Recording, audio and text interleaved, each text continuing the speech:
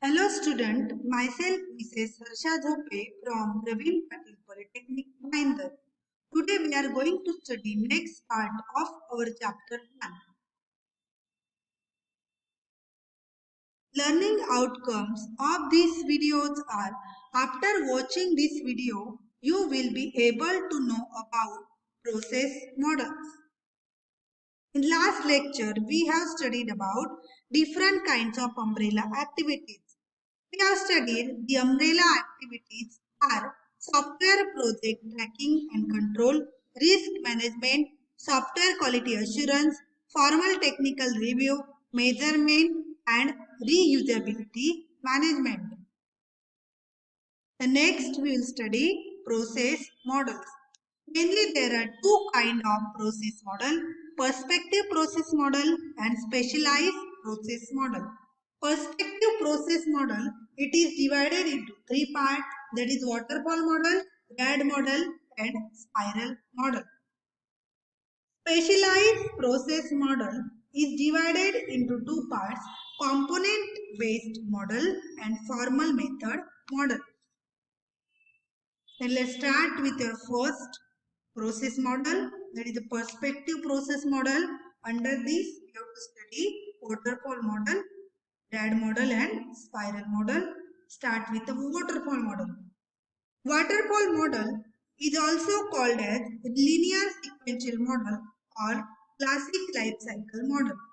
The software development starts with requirements gathering phase, then progress through analysis, design, coding, testing and maintenance. In a diagram you can see the illustration of waterfall model. In requirement gathering and analysis phase, the basic requirement of the system must be understood by software engineer. The design is an intermediate step between requirements analysis and coding. Design focus on program attributes such as data structure, software architecture, interface representation, and algorithmic details. Coding is a step in which design is translated into machine-readable form. Programs are created in this phase. Testing begins when coding is done. The purpose of testing is to uncover errors, fix the bugs, and meet the customer requirement. Maintenance is the longest life cycle phase. When the system is installed and put in practical use, then errors may get introduced. Correcting such errors and putting it in use is the major purpose of maintenance activity. Similarly, enhancing system services as new requirements are discovered is again maintenance of the system. Then we'll see what are the advantages of waterfall model. The waterfall model is simple to implement. It is very simple to implement.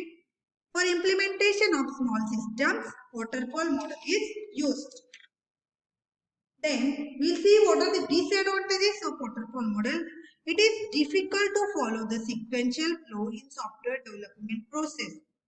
If some changes are made at some phases, then it may cause some confusion. The requirement analysis is done initially and sometimes it is not possible to state all the requirements explicitly at the beginning. This is also one of the disadvantages of waterfall model. The next we will study RAD model. RAD, it is an incremental model, is a type of you can say incremental process in which there is extremely short development cycle. When the requirements are fully understood and the component based construction approach is adopted, then the RAD model is used. Using the RAD model, the fully functional system can be developed within 60 to 90 days. You have to remember that RAD model development cycle is 60 to 90 days. Various phases in RAD are requirement gathering, analysis and planning, design, build or construction, and finally deployment. Multiple teams work on developing the software system using RAD model parallelly. In the requirement gathering phase, the developer communicates with the user of the system and understands the business process and requirements of the software system. During analysis and planning phase, the analysis on the gathered requirement is made and planned for various software development. During the design phase, various models are created. Those models are business model, data model, and process model. Build is an activity in which working code is generated. This code is well tested by its team.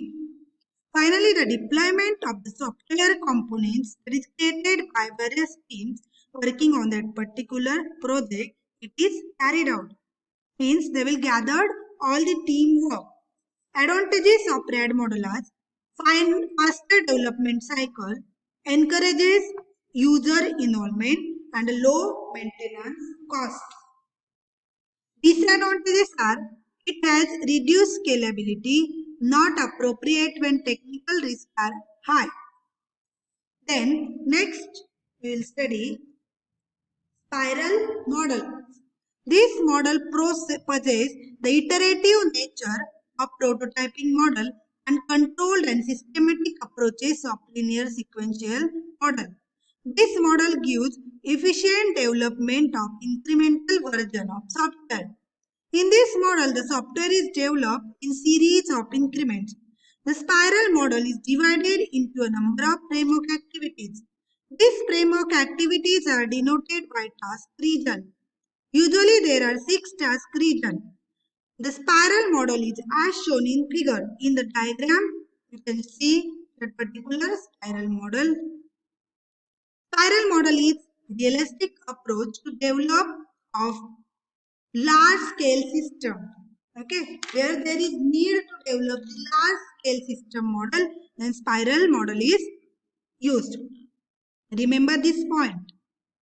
In the initial pass, product specification is built, and in subsequent passes around the spiral, the prototype gets developed, and then more improved version of software gets developed. That's all. That's about a spiral model development process. During the planning phase, the cost and schedule of software can be planned. In spiral model, project entry point axis is defined, and this axis represents starting point of different types of project. For instance, concept development project will start at core of spiral and will continue along the spiral path. The task region can be described as customer communication. In this region, it is suggested to establish customer communication. Planning. All planning activities are carried out in order to define resources, timeline, and other project related activities. Risk analysis. The task required to calculate technical and management risks are carried out. Engineering. In this task region, tasks required to build one or more representations of applications are carried out. In the diagram, you can see the particular engineering phase. And next is the construct and release. All the necessary tasks required to construct, test, install the application are conducted. Some tasks that are required to provide user support are also carried out in this task region. The next is the customer evaluation. Customer feedback is obtained, and based on customer evaluation, required tasks are performed and is implemented at installation stage. In each region, number of work tasks are carried out depending upon the characteristics of project. In spiral model, the software engineering team moves around the spiral in a clockwise direction beginning at the core. Then we will see what are the advantages of spiral model and disadvantages.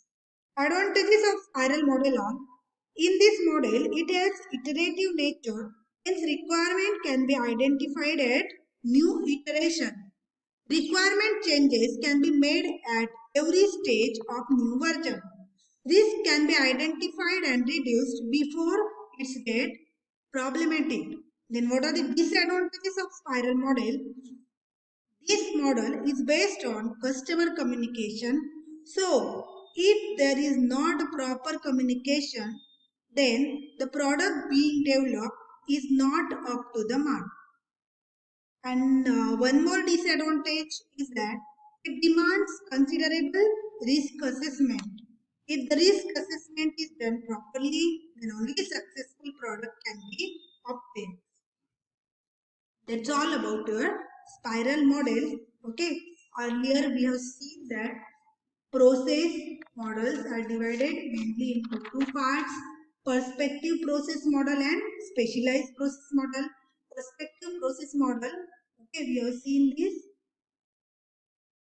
process model is divided into two parts: perspective and specialized. Perspective is divided into three parts: waterfall, head and spinal model. We have studied all the perspective process model. Okay, thank you for watching this video.